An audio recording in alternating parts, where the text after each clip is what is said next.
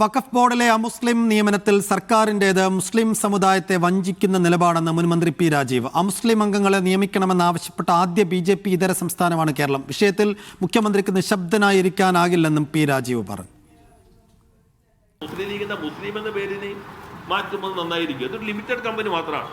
എങ്ങനെയെങ്കിലും തങ്ങളുടെ ആളുകളെ വയ്ക്കുക എന്നതിനകത്ത് മാത്രം അവര് പരിമിതപ്പെട്ടിരിക്കുന്നു. ഞങ്ങൾ എടുക്കുന്ന നിലപാട് മതനിരപേക്ഷ നിലപാടാണ്. ആ വിശ്വാസികളായ ആളുകൾ തന്നെ ഇത് കൈകാര്യം ചെയ്യണം. ആ വിഭാഗത്തിൽപ്പെട്ടവരായിരിക്കണം.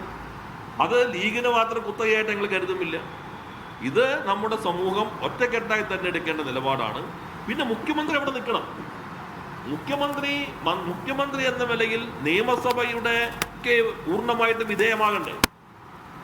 ആ നിയമസഭ അദ്ദേഹം കൂടി പ്രതിപക്ഷ നേതാവായിരിക്കും അംഗീകരിച്ച പ്രമേയല്ലേ? ആ പ്രമേയത്തിന് അമ്പസത്തെയും സുപ്രീം കോടതി വിധി വരുമ്പോഴും അദ്ദേഹം തള്ളിക്കളഞ്ഞില്ലേ? അത് വഖഫ് നിയമ ഭേദഗതിക്ക് പേരല്ലേ? അപ്പൊ നിയമസഭയുടെ പ്രമേയത്തെ തള്ളിക്കളഞ്ഞു, സുപ്രീം കോടതിയിലെ കേസ് കൊടുത്ത കക്ഷി എന്ന നിലയിലുള്ള വാദമുഖങ്ങൾ തള്ളിക്കളഞ്ഞു. എങ്ങനെയെങ്കിലും ഈ ഒരു തങ്ങളുടെ ആളെ നിയമിക്കണമെന്ന ഒറ്റ അജണ്ടയിൽ എല്ലാ താല്പര്യങ്ങളും കീഴടക്കിയിരിക്കുന്നു. അതിനകത്ത് നമ്മുടെ പല സംഘടനകളും ഇപ്പോൾ പുലർത്തുന്ന നിശബ്ദത അത് പ്രത്യേകം തന്നെ ശ്രദ്ധിക്കേണ്ടതാണ്.